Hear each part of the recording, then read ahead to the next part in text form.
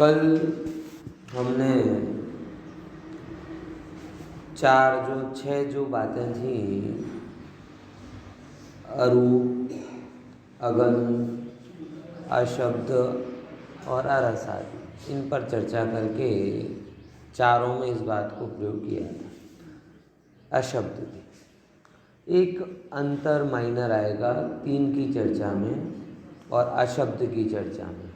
क्या अंतर आएगा?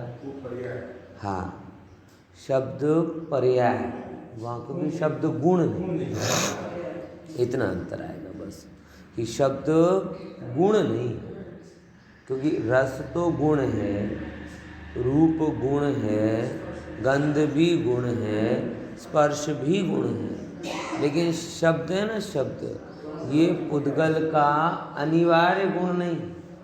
सारे पुद्गलों में शब्दपना नहीं पाया जाता। इतना अंतर समझना कि जिनमें शब्दपना है उनमें स्पर्श रस गंध वर्ण है ही। जैसे ये शब्द बोले भाषा वर्गणा, और भाषा वर्गणा है ना, तो भाषा वर्गणा पुद्गल की, तो जो पुद्गल है उसमें स्पर्श रस गंध वर्णपना तो होगा ही, बराबर, ये नियम। लेकिन हर स्पर्श रस गंध वर्ण वाला जो दशा है वो शब्द रूप परिणमित हो जाए ऐसा नहीं, बराबर है। ये आहार वर्गणा का है, तो ये शब्द रूप नहीं बदलेगा। लेकिन जो बोल रहा हूँ ये भाषा वर्गणा बड़ी बहुत अलग प्रकार का मटेरियल होता है। इसको पर्याय को हम किसी गुण विशेष का कारण मानते, किसी गुण नहीं, गुण विशेष तो नहीं। देखो समझना, ऐसे समझो इसको कि पर्याय है ना, पर्याय की आप एक ही परिभाषा समझ रहे हो, गुणों का परिणमन सो पर्याय, अकेला यही नहीं है परिभाषा। पर्यायों की भी हालत, अवस्था, दशा, जो जिस रूप में व्यक्त होता है वही है। देखो गुण तो उनके स्पर्श रस गंध वर्ण वाले ही, जो पुद्गल परमाणु है ना वही पुद्गल परमाणु है, लेकिन उन पुद्गल परमाणुओं में शब्द रूप परिणमित होने की स्पेशल एबिलिटी। शब्द पर्याय है और वो पर्याय पुद्गल रूप परमाणुओं की ही पर्याय है, लेकिन वो एक विशेष हालत है, मतलब वो परमाणु उन विशेष रूप से परिणमित होता है, शब्द रूप से विशेष परिणमित होता है। जैसे हर एक चीज़ का मटेरियल इंपॉर्टेंट होता है ना। अब जैसे सिंपल है कि आपको अगर हथौड़ा बनाना हो तो उसके लिए लोहा चाहिए, आभूषण बनाना हो तो कोमल धातुएं जैसे सोना चांदी आदि चाहिए। अब नेटवर्क इंटरनेट का काम करना तो सिलिकॉन जैसी धातुएं आती, उनका कोई अल्टरनेट, आप सोना भी लगाओगे तो नहीं चलेगी, क्योंकि उनकी अपनी एक प्रॉपर्टी होती है, बराबर।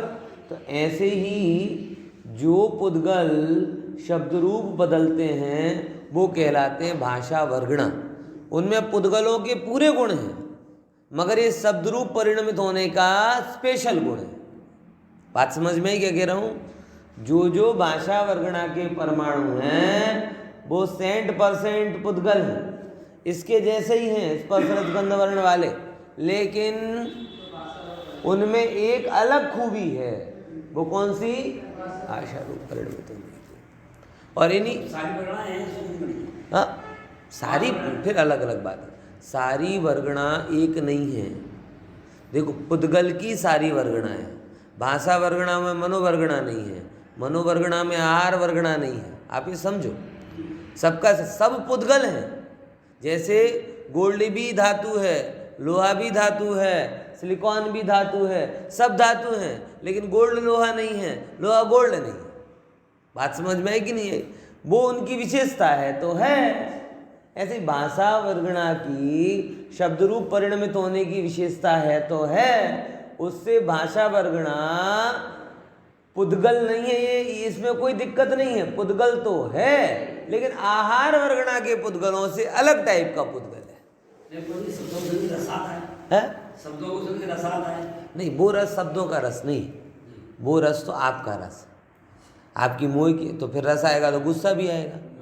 तो फिर एक ही चीज़ हम यहाँ से पिरोसे सबको अलग अलग रस आए। अगर इसका ऑब्जेक्टिव रस होता, शक्कर दी मैंने तो सबको मीठी लगी, इससे क्या सिद्ध हुआ कि मिठास शक्कर का यूनिक गुण है। लेकिन जिनवाणी की मीठी मीठी बातें करी, किसी को बहुत अच्छी लगी, किसी को बुरी लगी, किसी को नींद आ गई, किसी की नींद उड़ गई। ये अलग अलग रस क्यों हो रहा है?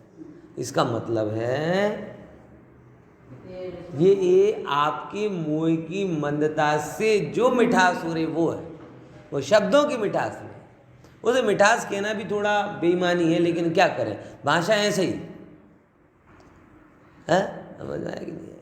तो शब्दों में रस है, ये बात सही है, लेकिन जो मीठा शब्द आपको लगे वो मिठास शब्दों की नहीं, वो आपके मोह की मंदता की। अब वो भी अलग अलग टाइम पे होती है।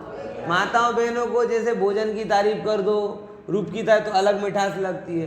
भाइयों को थोड़ा उनके बल की तारीफ कर दो तो उनकी अलग मिठास लगती है। होता है कि नहीं होता? अब वो शब्द अगर एक से होते तो सबको अपने अपने हिसाब से कैसे लगता? बात समझ में आ रही कि नहीं यार? ये सबको जो प्रिय लगता है वो प्रिय लगने का कारण शब्द नहीं है, वो हमारी धारणा जो अंदर में पड़ी हुई है, उस धारणा के अनुसार कहे जाने वाले शब्द मीठे लगते हैं। और कई बार तो बहुत मीठे शब्द होते हैं, लेकिन तुम्हारी धारणा के विरुद्ध हो तो तुम्हें एकदम कड़वे थू लगे। विचार करके देखो, जिनवाणी की बात, आत्मा की बात, कल्याण की बात किस एंगल से नीरस हो सकती है? वीतरागी मुनिराजों ने लिखी, सर्वज्ञ भगवान ने जानी, कोई स्वार्थ नहीं, कुछ भी लाग लपेट नहीं, जैसा वस्तु का यथार्थ स्वरूप वैसा बताया। उसके बावजूद भी कितने लोगों को पसंद आएगी? विचार करके देखो। ये तो गुरुदेव का उपकार है। डॉक्टर साहब कई बार इसको स्मरण करते हैं, उस बात को मैं बोलता हूँ कि पहले ये नाटक रखते थे, बराबर, और नाटक देखने के बहाने लोग आते थे और 2-5 मिनट प्रवचन होते। गुरुदेव ने जब ये बात कहना चालू की, लोगों का मोह मंद हुआ, तो अब होता ये है कि प्रवचन में हॉल फुल हो जाता है और नाटकों में ऐसा हो गया। अब वो मीठी तो पहले भी थी, मीठी तो अभी भी है, लेकिन पहले मोह के कारण मीठी लगती नहीं थी, बराबर, और अब मोह मंद हो गया तो मिठास लगने लगी। और आज भी हमारे मित्र पक्ष में यही होता है कि नाटक हो, नृत्य संगीत हो तो टूट पड़ेंगे, और प्रवचन हो तो चलो थोड़ा ब्रेक मिला है, जाके जाओ। आज भी अपने, अब देखो, मुझे दुख इस बात का है कि मुमुक्षु में भी ये फैलने लगा है। मतलब मैं बहुत चिंतित हूँ। अगर मुझे सर्वाधिक, अगर एक सामाजिक रूप में मुझे चिंता है तो इस बात की मुझे बहुत रहती है कि गुरुदेव ने जिन चीज़ों से हमें उठाया था, हम अपनी अक्षमता के कारण पुनः उनकी तरफ वापस ना फंस जाए। राग रंग से हटाकर ज्ञान का रसिया बनाया था, और अभी फिर से क्या हो रहा है, वो ज्ञान का रस क्षीण हो रहा है, तो किसका रस आएगा? उसमें कोई गुरुदेव आपको हमेशा नहीं बचा सकेगा। ज्ञान का रस तो लगाने से लगता है भाई साहब, ज्ञान का रस ऐसा ही है। हाँ, टेस्ट, बच्चों के टेस्ट डेवलप कराओ। डॉक्टर जब 6 महीने का बालक होता है ना, 7 महीने का, तो आपको ट्रेनिंग देते हुए कहते हैं कि वो खाता नहीं तो भी खिलाओ। क्यों? खाएगा तो टेस्ट डेवलप होगा। अब आप उसका टेस्ट डेवलप ही नहीं करो तो जिंदगी भर भूखे रह जाओ। समझ में? आपको पता है सब चीज़ें शुरू में अच्छी नहीं लगती, लेकिन क्या है, ये सब भौतिक रस की प्रोसेस अपनी बहुत बचपन में पूरी हो जाती है, तो हमें पता ही नहीं लगता कि मीठा अच्छा लगना या तीखा अच्छा लगना या खट्टा अच्छा लगना, ये कभी हमें अच्छा नहीं लगता था, हमें पता ही नहीं चलता। क्योंकि ये सब प्रोसेस कब हो गई पूरी?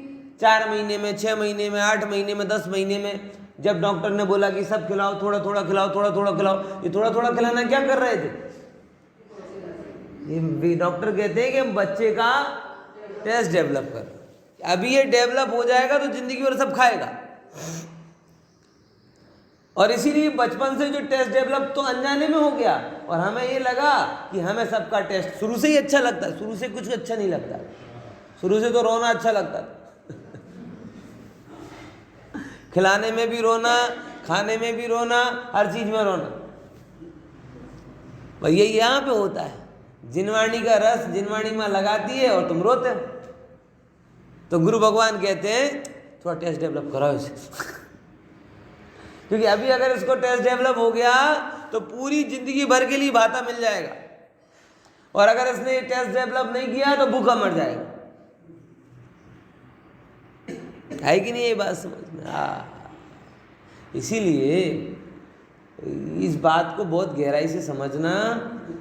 ज्ञानी गुरु हो, जिनवाणी हो, सबको बड़ी प्रीति पूर्वक सुनना, नहीं तो नाम के मुमुक्षु रह जाओगे, मोक्ष की इच्छा तो साइड में चली जाएगी। तो राग रंग से हटकर ज्ञान के रसिया बनना, ज्ञान से मेरा कल्याण होगा, ये बात गहराई से लाना, उसके रसिक बनना। बोले साहब राग रंग से मोक्ष क्यों नहीं होगा, ज्ञान से क्यों हो जाएगा? तो उसका एक सीधा सीधा सा बात है कि भाई ज्ञान स्वभाव है और राग रंग विभाव। विभाव से स्वभाव नहीं मिलता, स्वभाव से स्वभाव मिलता। सीधी सी बात। क्या बोला? राग रंग क्या है? विभाव। आत्मा के कर्म के उदय से होने वाले भाव हैं। तो विभाव से स्वभाव कैसे मिलेगा? मिर्ची से मिठास कैसे मिलेगी? स्वभाव से स्वभाव मिलेगा, स्वभाव से स्वभाव मिलेगा। इसीलिए ज्ञान रसिक बनो भाई। बहुत मुश्किल है ये बात हालांकि, क्योंकि ज्ञान हमें हमेशा से नीरस वस्तु, मतलब एक हमारी भूल क्या है पता है? लौकिक पढ़ाई से ये भूल है कि हमने ज्ञान को आनंद का कारण नहीं माना, अर्निंग का कारण माना। लौकिक का पढ़ाई मतलब हमारे अंदर में ज्ञान न्यूट्रल है, ज्ञान से कुछ पाया जाता है। आई कि नहीं? यही बात होती है पढ़ाई में। अच्छी पढ़ाई करना मतलब क्या डेफिनेशन? आईएम कौन से एंगल से अच्छा है, आईआईटी कौन से एंगल से अच्छा है? एक ही एंगल है बस। वहां से अब निकलता है तो पैकेज अच्छा मिलता है बस। और रुचिवान है, रुचि। ये तो कितने लोग हैं जो रुचि के हिसाब से पढ़ते होंगे? मुझे नहीं लगता, बहुत रेयर होंगे। अधिकतर लोग तो बस केवल एक पैकेज अच्छा मिलता है इसके कारण है, और कुछ तब नहीं है ना। तो हमने हमेशा ज्ञान को बचपन से ही क्या कारण माना? और ज्ञान स्वयं आनंदमयी है और स्वयं आनंद का कारण है। ये बात मन में बैठती नहीं। ज्ञान अर्निंग का कारण है, ज्ञान प्रतिष्ठा का कारण है, ये तो सब धूल है। अर्निंग पर में है, प्रतिष्ठा संयोगी भाव है, ज्ञान मात्र आनंद का कारण, क्योंकि अज्ञानता सो दुख का कारण है। सीधी गणित है।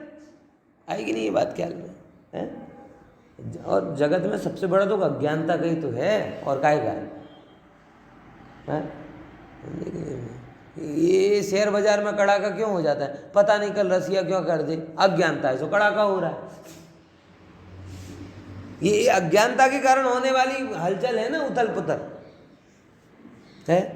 अगर पता हो कि भाई कोई कुछ नहीं करने वाला तो कोई टेंशन नहीं। ऐसे सब जगह, सब जगह। हाँ, पहले बात पूरी हो जाने दो, फिर बाद में। ये प्रश्न इससे रिलेटेड है। हाँ बोलो, हाँ बोलो। मैं ये जानना चाहता हूँ कि सम्यक दर्शन जो है, मैं उसके उदय में जो शब्द कारण है, बाद में आता है इसमें, बराबर। हाँ, तो क्या कह रहा था मैं कि ज्ञान ही से समाधान होता है और अज्ञानता से दुख होता है। इसलिए हमेशा उपाय किसका करना? ज्ञान का। क्योंकि अगर अज्ञानता रहेगी तो अज्ञानता से समाधान हो ही नहीं सकता। इसीलिए ज्ञान रसिक बनो, बराबर। अब इनका प्रश्न लेते हैं कि भाई जैसे ज्ञान के लिए अब ये ज्ञान हुआ अपना, ये अपन जो पढ़ रहे हैं शब्द आदि, बराबर, ये ज्ञान के कारण है। तो ये जो शब्द आदि हैं, ये शब्द तो पुद्गल हैं और सम्यक दर्शन तो जीव का गुण है। तो पुद्गल जीव को कैसे बताएगा? यही प्रश्न है ना लगभग। अब बहुत सिंपल सी बात कहूँ, मैं यहाँ पे घड़ी बता रहा हूँ, वो देखो वो तो ये उंगली तो यहाँ है और घड़ी वहाँ है। तो अगर ये उंगली उस घड़ी का निर्देश कर सकती है अपने अलग क्षेत्र में रहते हुए, तो शब्द स्वभाव का निर्देश नहीं कर सकता। वाच्य वाचक संबंध है, समझो। जिसको हम बोल रहे हैं वो है जड़ समय, और जो मैं हूं वो चेतन समय, तो इसके माध्यम से उसका निर्देश किया जाता है, अक्षरात्मक श्रुत ज्ञान कहा जाता है। बात समझ में आई कि नहीं? अगर ये ना होवे तो भगवान की दिव्य ध्वनि निष्फल, तीर्थंकर आचार्य भगवंतों का उपदेश निष्फल, सब निष्फल हो जाए। बराबर। तो शब्द पौद्गलिक हैं, लेकिन उन शब्दों में परम अर्थ को बताने की सामर्थ्य है। जैसे उंगली से हम चंद्रमा तक दिखा देते हैं, उंगली यहाँ और चंद्रमा वहाँ, लेकिन इसी उंगली से बालक क्या देख लेता है? चंद्रमा को देख लेता है। वैसे इन शब्दों के संकेतों से हम जैसे लोग अपनी आत्मा को देख लेते हैं। और अगर ये ना होवे तो सारी देशना व्यर्थ हो जाए। बराबर। और इसमें कोई कर्ता कर्मपना नहीं आता, निमित्त नैमित्तिक संबंध आता। जैसे राग के चित्र देखकर राग रूप परिणमित हो जाते हैं, वैसे वीतराग की वाणी सुनकर वीतरागता में आगे बढ़ जाते हैं। तो जैसे कोई मोबाइल टीवी आपको राग नहीं कराती, लेकिन होता ये है ना कि उनमें देखते हो तो राग हो जाता है। ऐसे ही जिनवाणी आपको वितराग नहीं बनाती, लेकिन होता ये है कि जब आप उनको सुनते हो तो अपने आप ही आप उठते हो। ठीक है ना? आगे बात करो। तो आत्मा अशब्द है, लेकिन उसके बावजूद भी अशब्द आत्मा का उपदेश जिन शब्दों से किया जाता है वह अतीन्द्रिय आनंद की अनुभूति में कारण बनते हैं। हाँ, उन शब्दों को पकड़ लोगे तो नहीं होगा। जैसे उंगली से चंद्रमा देख लेते तो चंद्रमा दिख जाता। अब उंगली कोई देख, छोटे बच्चे के साथ होता है ना, देखो देखो, तो उंगली कोई देखता रहता है, आगे देखता ही नहीं, वो रह जाएगा।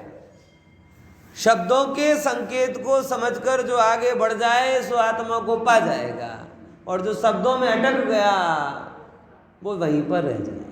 बराबर।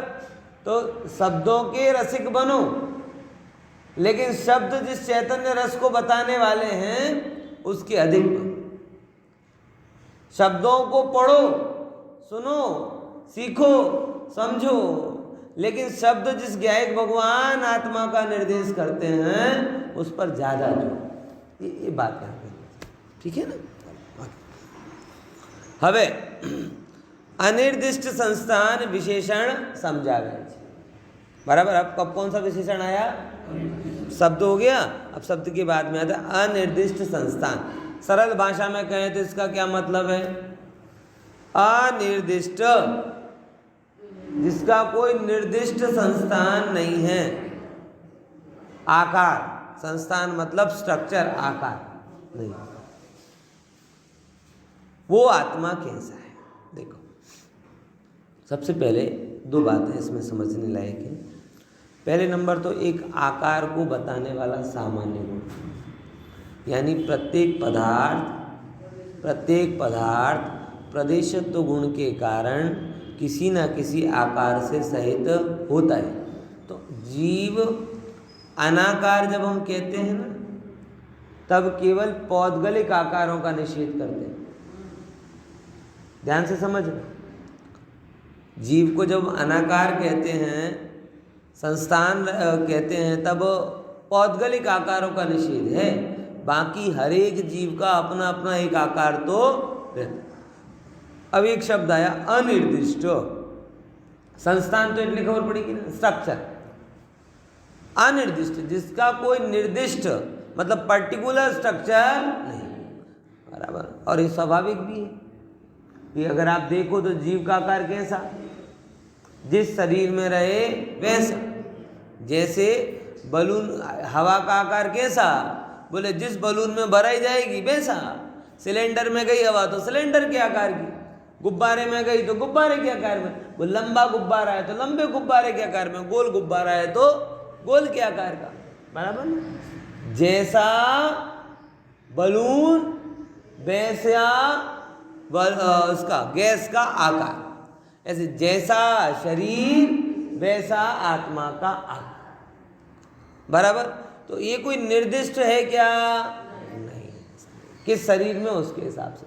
हाथी, अब बताओ पेड़ के शरीर में चले जाओगे तो हाथ पैर किसके आकार के हो जाएंगे? आत्मा के आकार, पेड़ के आकार।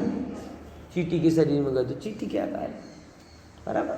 ये ऐसे ही निमित्त नैमित्तिक व्यवस्था, ठीक है ना। अब देखो, अब बताते हैं उस चीज को। पुद्गल द्रव्य बड़े रचायलो जे शरीर तेना संस्थान थी जीवने संस्थान वालों कही शकातो નથી માટે जीव अनिर्दिष्ट संस्थान छे। अपन तो भगवान का बहुत गुणगान करते कि भगवान समचतुर संस्थान वाले हैं, भगवान की मुद्रा ऐसी, भगवान के हाथ पैर ऐसे, बहुत कहते ना। हाँ, व्यवहार स्तुति की पूरी बात आई। और कितना तुम्हारा प्रभु शांत मुद्रा ऐसी है, तुम्हारे अंग प्रत्यंग ऐसे हैं, कितनी भक्तियां नहीं होती हैं ऐसे, जिसमें पूरी भक्ति किसके आधार पर की जाती है? शरीर के आकार पर की जाती है। गलत है क्या? नहीं, गलत नहीं, व्यवहार से। भक्तामर में नहीं आता, यही शांत राग रुचि भी परमाणु विश्वम निर्माप तस्त्रिभुवने कललाम भूता तावंत एव खलु तेप्यण वा प्रतिभ्याम यत्ते समान अपरम नहीं रूपमस्ति। हे भगवान, जिन शांत रस से आपका शरीर बना वो उतने ही परमाणु थे, वो स्टॉक ही खत्म हो गया, क्योंकि आपके जैसा कोई दूसरा हमें दिखाई नहीं देता। तो ये तो सब बहुत वर्णन है। शरीर का वर्णन कितना ज़्यादा है। प्रतिमाओं का वर्णन करते हैं जब अपन, तब प्रतिमाओं में भी ये बहुत होता है कि 52 फीट की प्रतिमा ना 48 फीट की प्रतिमा ना 108 फीट की प्रतिमा। तो सब व्यवहार ये गलत है क्या? गलत नहीं है, व्यवहार ये व्यवहार की भक्ति है। पुद्गल का जो भी वर्णन है वो चेतन का, समझ में आया। लेकिन हम क्या हैं? जड़ के रसिक, और जड़ता हमें ज़्यादा कंफर्टेबल लगती, जड़ता हमें ज़्यादा कंफर्टेबल। आपको पता है भारत का जब संविधान लिया, और हार्दिक भाई को पता होगा शायद ये बात, कि जब कॉन्स्टिट्यूशन बना तो ज़्यादातर नियम पुराने ब्रिटिश कॉन्स्टिट्यूशन के शामिल कर लिए।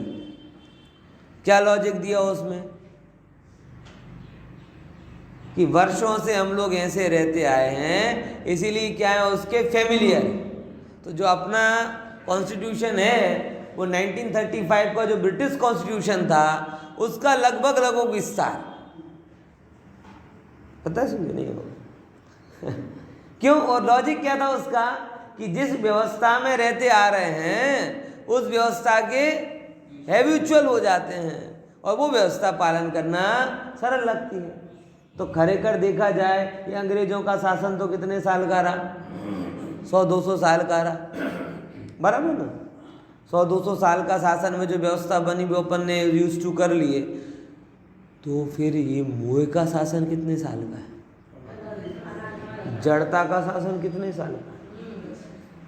इसलिए अधिकतर यही हो रहा है कि हम धर्म में भी जड़ता ने जो व्यवस्था बनाई है, मोह ने जो व्यवस्था बनाई है, हम उनके यूज टू, इसलिए अपने को शरीर मानते और भगवान को भी शरीर वाला ही मानते। जैसे अपने रूप का बखान करते ऐसे भगवान अतिशय रूपवान, अतिशय रूपवान, अतिशय रूप में बहुत जोर होता है, करना है कि नहीं है? देखो आप एक चीज का ध्यान रखना, एक प्रतीकात्मक बात है। सौधर्म इंद्र बाल रूप को देखने के लिए 1008 नेत्र बनाता कि नहीं बनाता? अच्छा, केवल ज्ञान लेने पर रूप कम हो जाता है? तो फिर उसके लिए 1008 क्यों नहीं बनाता? ये एक्चुअल में थोड़ा प्रतीकात्मक है। अब अपन हर बार रूटीन करते हैं, बात अलग है, लेकिन गंभीरता से देखा जाए तो इसके पीछे का एक रहस्य है। रहस्य ये है कि बाल अवस्था राग की अवस्था है, और राग की अवस्था में अलग अलग दृष्टिकोण होते हैं। एक्चुअल में तो केवली भगवान का जो रूप केवल अवस्था में खिरता है वो तो परम शांत रस है। बोले उसको देखने के लिए अलग रूप की जरूरत ही नहीं। 1008 नेत्र बनाना प्रतीक है कि राग की अवस्था के इतने एंगल बन सकते हैं, लेकिन वीतरागी अवस्था का तो एक ही एंगल बनता है। बराबर क्या ना। और वो कई बार तो इस रूपक के कारण, मुझे नहीं पता कौन से इंद्र ने ऐसी विक्रिया की थी, और एक लॉजिकली देखा जाए तो मैं एक आंख से देखूं चाहे दो आंख से देखूं, सुनते बराबर ही दिख रहे हैं ना आप। अगर मेरी एक आंख बराबर है तो दो करने से कोई वस्तु बेटर नहीं दिखती। तो जब एक आंख से देखने पर भी वो वस्तु दिख रही, दो से भी वही वस्तु दिख रही, तो 1008 से क्या दिखेगा?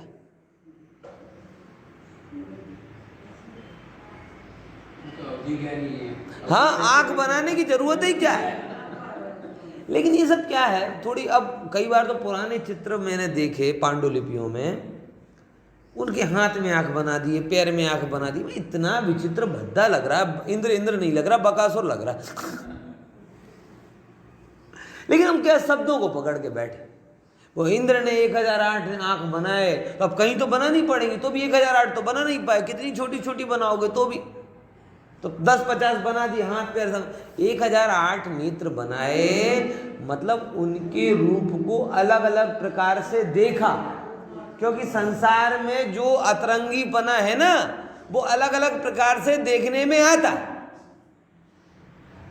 एक व्यक्ति है, वो बहन को अलग दृष्टि, उसकी बहन क्या कहते हैं, चलो बहन स्त्री है बराबर, वो उसको भाई अलग दृष्टि से देख रहा है, पुत्र अलग दृष्टि से देख रहा है, पति अलग दृष्टि से देख रहा है, मित्र अलग दृष्टि से देख रहे हैं, उसकी बड़ी बहन की अलग दृष्टि है, अड़ोसी पड़ोसी की अलग दृष्टि है। मतलब हर संसारी जीव को देखने के अलग अलग एंगल है। मगर एक भगवान को देखना हो तो माता भी भगवान देख रही, पिता भी भगवान देख रहे, मरुदेवी भी भगवान देख रहे हैं, और भरत भी भगवान देख रहे हैं।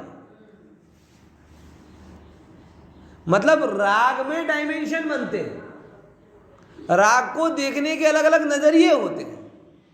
लेकिन वितरागता और पूर्णता को देख, इसीलिए इंद्र को वहां रूपक रूप में कहा कि भगवान के रूप को अलग अलग प्रकार से देखा। 1008 नेत्र बनाए। ये नेत्र बनाना तो बड़ा भद्दा है, मतलब अलग अलग प्रकार से उनके बाल्यावस्था के रूप को विचारा।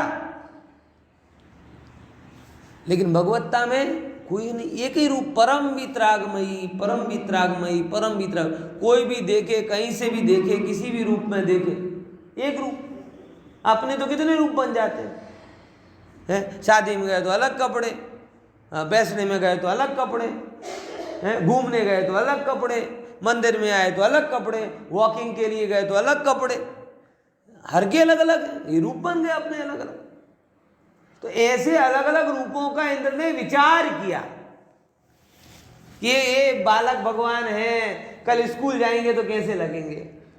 स्कूल तो नहीं जाते, लगे ज्ञान अर्जन करेंगे, या पिता के पास रहेंगे तो कैसे करेंगे, विवाह होगा तो कैसे करेंगे, मित्र होगा तो कैसे। तो इनके इस प्रकार से उसने राग की विभिन्न अवस्थाओं का विचार किया। ये उसका मतलब है 1000। और 1008 तो उसमें जोड़ दिया। 1008 तो क्या है, एक शुभ है ना, मतलब कोई कहीं पे भी कुछ ना मिले ना तो क्या जोड़ दो 1008, 108, ये बड़े प्रसिद्ध शब्द हैं, लगा दो है। ये 1008 का बहुत ज़्यादा वो है, अब कौन कौन कहाँ कहाँ लगा रहा है पता नहीं चलता। शास्त्रों में 1008 मूल लक्षण कहे जाते हैं भगवान के, वो अलग मैटर है। समझ में आया। तो इस एंगल से वो राग की अवस्थाओं को देखने के अलग अलग एंगल बनते हैं। वितरागता को देखने का क्या एंगल बनेगा, एक ही एंगल बनेगा। इसीलिए वहां पे बाकी इंद्र का अवधि ज्ञान खत्म थोड़ी हो गया था, और विक्रिया भी खत्म नहीं हो गई थी। तो गजब है, समोसरण में एक बार देख के शांत हो गया, और बाल्यावस्था में दूध पीते बालक को 1008 प्रकार से देख रहा। ये प्रतीकात्मक भाषा है। अब उसको हमने बैठा बैठा समझ लिया। ऐसे ही तो गड़बड़ी हिंदू परंपरा में हुई। ब्रह्मा जी के 4 मुंह बना दिए, उनके हजारों हाथ बना दिए। ये क्या है? ये उनके ज्ञान की और सामर्थ्य, जब किसी की ज्ञान की सामर्थ्य को बताना हो तो 4 मुंह बता देते हैं कि सब उनको पता है। जब उनकी ताकत बतानी हो तो 1000 हाथ बता देते हैं, सब उनको कर सकते हैं। कोई ऐसा रूप नहीं होता किसी का। बात समझ में आ रही कि नहीं आ रही? तो जो भूल वहां करते हैं वो भूल अपने यहाँ पे हो गई। इंद्र को कोई जरूरत नहीं 1008 नेत्र बना के देखने की। और क्यों बनाए? क्योंकि एक ही आंख से जो जड़ शरीर को देखना हो तो जैसा एक आंख से दिखता है वैसा 2 आंखों से दिखता है। अगर कदाचित मेरी एक आंख बंद हो जाए, जो कैटरेक्ट का पहले करते थे ना पट्टा, वो लगा ले, तो ऐसा थोड़ी कोई अलग दिखने लगे या विशेष दिखने लगे, जैसे वैसे ही दिखेंगे। तो जब 1 से 2 में वैसे दिख रहे तो 1008 में भी कैसे दिखेंगे? ऐसे ही दिखेंगे, अलग नहीं दिखेंगे। लेकिन हम समझ नहीं पा रहे। वीतरागता का एक एंगल होता है और राग के अनेक एंगल। बात आई कि नहीं ये समझ में? हाँ, अब हम कौन से हैं? रागी। तो हमें वो राग के ही एंगल प्रिय लगते हैं। अब भगवान तो होगा वीतरागी, लेकिन हम अपनी आदत से बाज नहीं आते, इसलिए वो ही राग के एंगल अलग अलग लगाते हैं। गोरे भगवान, काले भगवान, लंबे भगवान, छोटे भगवान है, चक्रवर्ती भगवान, बिना चक्रवर्ती भगवान, बाल ब्रह्मचारी भगवान है, और फिर क्या बोलो भाई, सारे भगवान ब्रह्मचारी, सारे भगवान ब्रह्मचारी। अब उसमें बाल्यावस्था का क्या मतलब? क्यों डिग्रेड करते हो? मैं तो ये कहता हूं।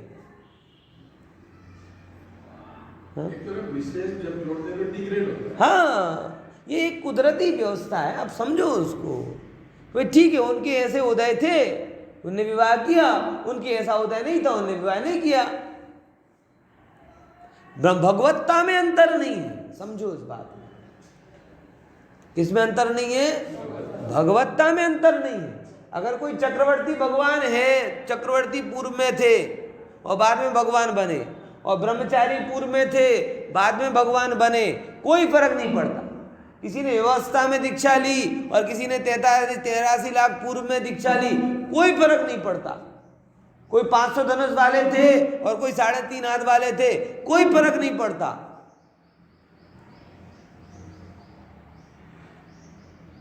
लेकिन हमें भेद करने की आदत, ऐसे ऐसे भेद। नेमिनाथ भगवान हमारा गुजरात में, ये राजनीति करते हो। वो कहते यूपी, अब होगा कोई आंदोलन, यूपी वाले भगवानों को बाहर करो, गुजरात वाले भगवान को महिमा मंडित करो, तो सब निकल जाएंगे। कौन? अधिकतर भगवान तो वही एरिया के हैं ना, हैं? गुजरात तक तो पहुंच ही नहीं पाए। हमारे तो अपने को क्या करना है? अब गुजरात के भगवान को थोड़ा वो करना है, हाईलाइट करना है, हैं? बोलो नेमिनाथ, जय नेमिनाथ, चलो गिरनारी जाइए, गिरनार जाइए। ये सब रागियों के चोचले हैं। भगवत्ता बहुत अलग चीज है। समझ में आया? भगवत्ता बहुत अलग, इसीलिए संस्थान है वो पुद्गल की देन। और अगर तुम संस्थान की भक्ति कर रहे तो कहीं ना कहीं तुम मूल भगवत्ता को छोड़ रहे हो। तुम्हें कोई प्रतिमा सुंदर लग रही, इसीलिए तुम भाव ज्यादा लगा रहे हैं। चलो सुंदरता बुंदर तो एक साइड, लोगों ने तो जो प्रतिमा के गुण नहीं थे वो भी ऐड कर दिए, चमत्कारी लग रही। ये क्या तरीका हुआ साहब? ये प्रतिमा चमत्कार, ये भगवान पावरफुल है। क्यों साहब? इनकी प्रतिष्ठा फलाने पावरफुल आदमी ने की। हाँ है,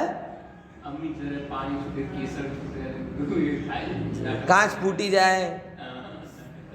जो एक वस्तु हूँ तुमने कहूँ, बहुत बेसिक बात कहूँ, पहला पण की दीजिए, फरियाद करावी दूँ कि जैन धर्म में प्राण प्रतिष्ठा नहीं शब्द। जैन धर्म में प्राण प्रतिष्ठा शब्द नहीं है, वेदी प्रतिष्ठा शब्द है। ये बहुत बड़ी भूल जैन धर्म को नहीं समझने वाले लोग करते हैं। कौन सी? प्राण प्रतिष्ठा। पंच कल्याणक में प्राण प्रतिष्ठा होती। प्राण प्रतिष्ठा का मतलब क्या होता है? जड़ में प्राण आ गए। आदिनाथ भगवान तुमने यहाँ विराजमान किए तो बेचारों को सिलसिला छोड़कर तुम्हें इसके अंदर आना पड़ेगा। श्वेतांबर लोग यही कहते, श्वेतांबर लोग उसे प्राण प्रतिष्ठा शब्द कहते हैं। और मतलब बड़ी विचित्र सी व्याख्या है, परमात्म तत्व के बारे में घोर अज्ञानता है। वो टोटल यही हो रहा है। ये क्या है, पंडित और पुरोहितों को जब अपनी अपनी महिमा बतानी होगी तो क्या करेंगे? तो भाई तुम ऐसे वैसे मत समझो, प्रतिमा को भी भगवान बनाने वाले हम हैं। ये एक क्रेडिट किसको मिली? सूर्य मंत्र देने वालों को है। ऐसे वैसे थोड़ी होगा। कोई गृहस्थ तुम्हें, अरे तुम क्या समझ रहे हो, भगवान बना रहे हैं हम। अरे भाई तुम समझो, जैन धर्म में प्राण प्रतिष्ठा नहीं है। जैन धर्म में वेदी प्रतिष्ठा है कि कौन सी प्रतिमा अष्टद्रव्य से पूजनीय होगी, इतना बताना। ये कोई अपने श्वेतांबर में ऐसा होता है, अधिकतर ये अंजन शलाका वगैरह करते हैं, ये एकदम रात्रि में करते हैं, 3 बजे 2 बजे 2:30 बजे ऐसे करते हैं।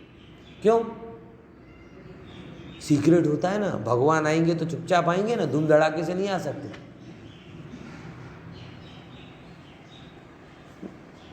और फिर वो पता नहीं कब कहाँ चटक जाता है। वो कब कहाँ चटक गया मतलब भगवान आ गए, प्राण आ गए प्रतिमा में। ये सब व्यर्थ की बात है, ऐसा कुछ नहीं होता। ये मूल दर्शन का खत्म कर दिया। जो प्रतिमा में जो गुण नहीं है, चमत्कारी प्रतिमा, ये कोई प्रतिमा देखो, जो भी जैन दर्शन की विधि से प्रतिष्ठित हुई है, मैं बहुत गहराई से बात बोल रहा हूँ, ऐसी किसी भी प्रतिमा में आपको भेद नहीं करना चाहिए अगर आप सच्चे जैन हो तो। ये जो चमत्कारी क्षेत्र का जो कल्चर बढ़ाया है, अतिशयकारी प्रतिमा, न चमत्कारी प्रतिमा, न चौथे काल की प्रतिमा, ये सारा कल्चर मिथ्यात्व का पोषक है।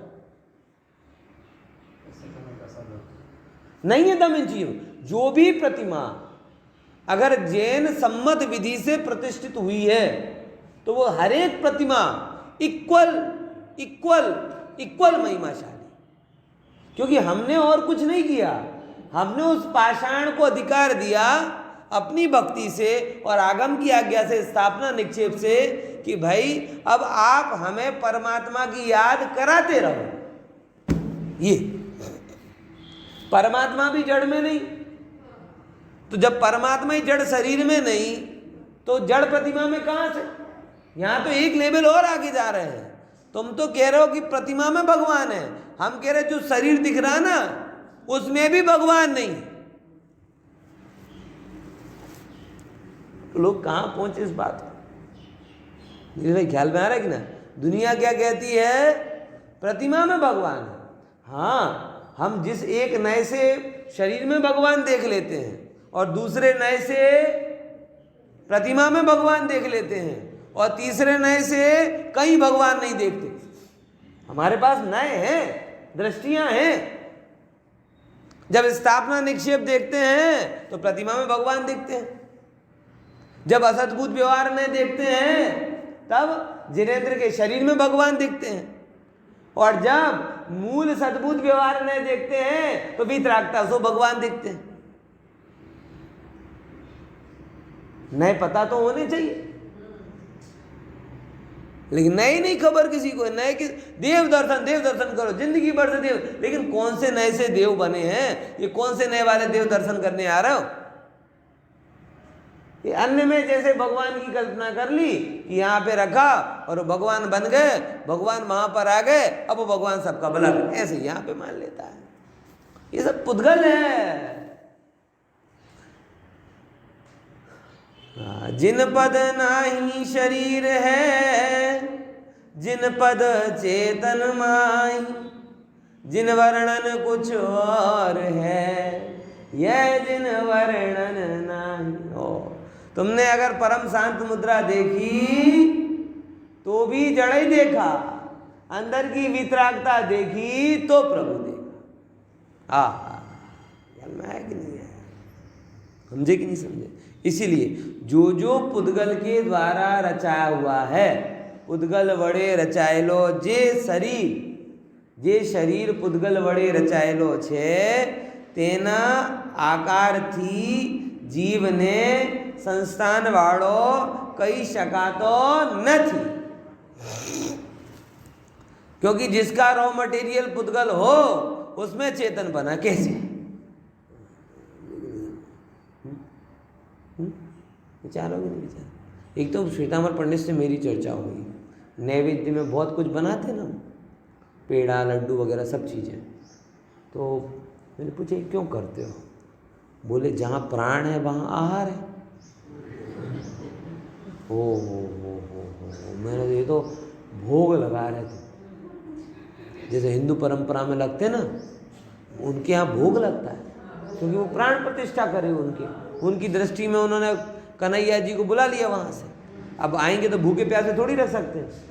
अरे तुम गेस्ट को बुलाते हो तो गेस्ट को खिलाते हो, तो भगवान को बुलाया तो ठाकुर जी को खिलाना पड़ेगा, उनकी समस्या है। और इसलिए चुस्त वैष्णव होते ना, वो उन लोगों का आप देखोगे बहुत अलग नियम होते हैं उनके, एक कमरा अलग ना, जब तक ठाकुर जी को भोग नहीं लगेगा तब तक ये नहीं होगा ना, क्योंकि उनको क्या लगता है भगवान बैठे हैं और हम खा लें, जरूरत तो भगवान को ही पड़ती ना, तो पहले भगवान को खिलाओ पिलाओ। ऐसा हो गया, प्राण प्रतिष्ठा ने ये तकलीफें कर दी। प्राण है सो आहार मान लिए, आहार है तो सब 50, तो मतलब क्या करते हैं वो, जब तुम चले जाते हो तब खाते, कैसे खाते? पालिताना में जो है ना प्रतिमा ऊपर, वहाँ पे ऐसे मान्यता है, जो प्रतिष्ठा हुई थी ना उस वक्त 2 प्रतिमा है, अजिंता का संध्या उन्होंने श्वासोश्वास लिया था। हाँ 3 श्वासोश्वास, हाँ बना गए वहाँ पे। मतलब ये कितनी बड़ी विपरीतता है। आप सोचो, जड़ प्राण संसार का चिन्ह, और जैन धर्म का मूलभूत क्या है कि जो सिद्ध हो जाता है वो कभी संसारी नहीं, बस सिंपल। और ये कोई दिगंबर का सूत्र नहीं है, श्वेतांबर में भी यही आता है कि जैसे दग्ध बीज में फिर से अंकुरण की सामर्थ्य नहीं होती, ऐसे ही जिसने सिद्ध हो गया उसमें कभी संसार नहीं होता।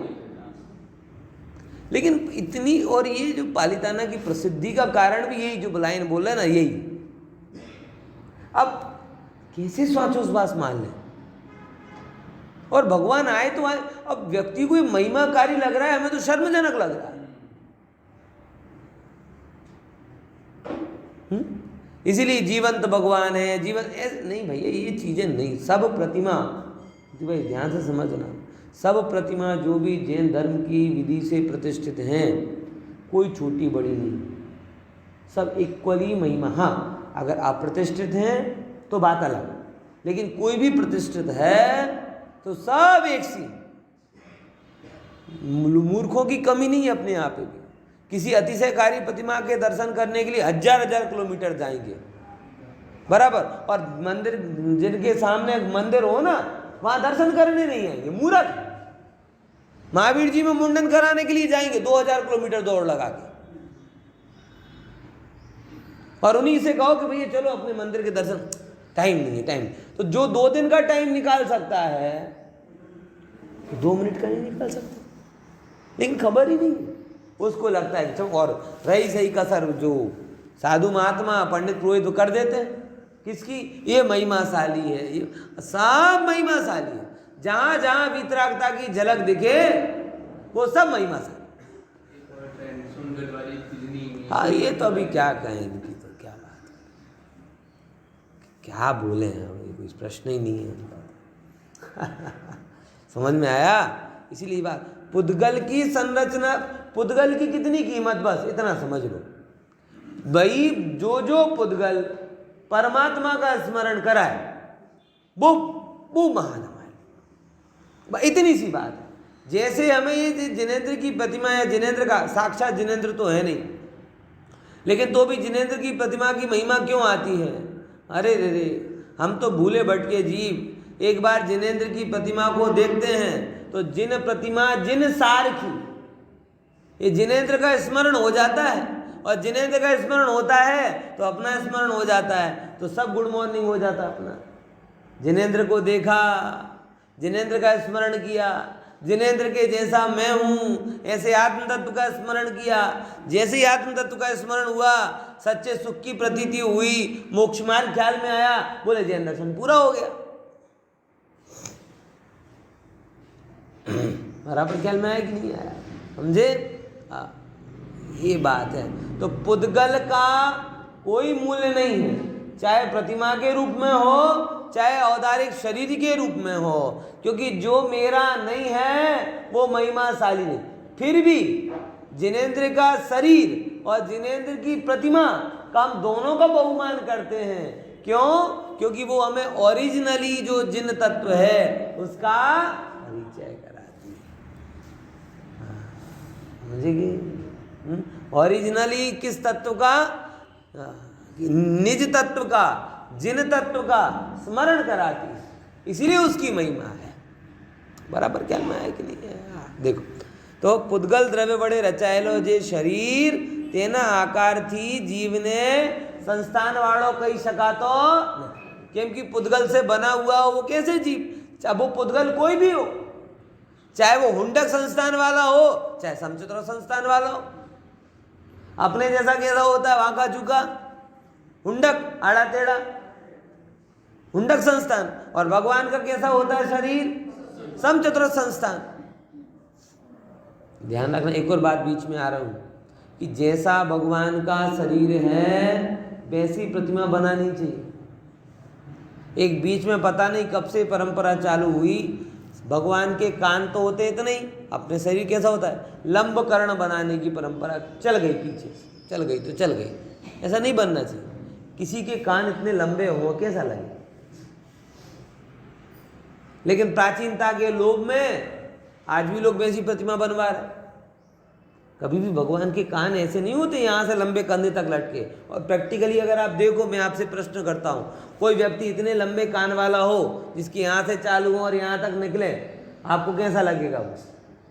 उसके पुण्य का उदय कहोगे कि पाप का उदय कहोगे?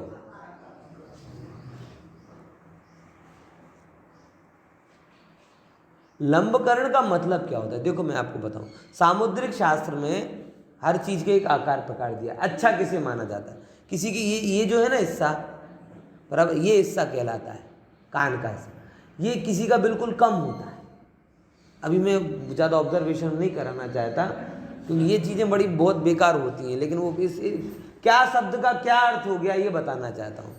किसी का बिल्कुल चिपका हुआ रहता है तो वो माना जाता है कुटिल थोड़ा, और जिसके ये लंबे होते हैं, बराबर, सामुद्रिक शास्त्र के अनुसार वो व्यक्ति आध्यात्मिक प्रकृति का होता है। ये सामुद्रिक शास्त्र के लक्षण। जिसकी ये जो ये वाला नीचे वाला पोर्शन है ना, तो ये छोटा हो जाए तो छोटे कान, और इतना थोड़ा बड़ा हो जाए तो लंबकर्ण। लेकिन उसका ये मतलब नहीं कि लंबकर्ण यहाँ पे टच हो जाए। ये लक्षण है। जैसे गर्दन कितनी होनी चाहिए, आँख कैसी होनी चाहिए, 32 लक्षण वाले पुरुष आप पढ़ोगे, वो मैं सब नहीं बताना चाह रहा, ज़्यादा बहुत कन्फ्यूजन होता है, राग द्वेष का कारण बहुत बनता है, समाधान तो कुछ होता नहीं। अभी मैंने एक बता दिया, मुझे पता ही घटस्फोट कर दिया है मैंने। खींचेंगे अपना तो कम देखेंगे, दूसरों का ज़्यादा देखेंगे, इसीलिए ऐसी बातें की नहीं जाती। लेकिन फिर हाँ, ये सब याद रह जाएगा, समझे कि नहीं? इसलिए मैं ज़्यादा ये बातें करता नहीं हूँ आपको। लेकिन वहाँ पे मर्म है कि भगवान लंबकर्ण है, मतलब कि वो शुरू से ही आध्यात्मिक प्रवृत्ति वाले थे। तो लंबकर्ण मतलब इतना नहीं, इतना सा चलेगा।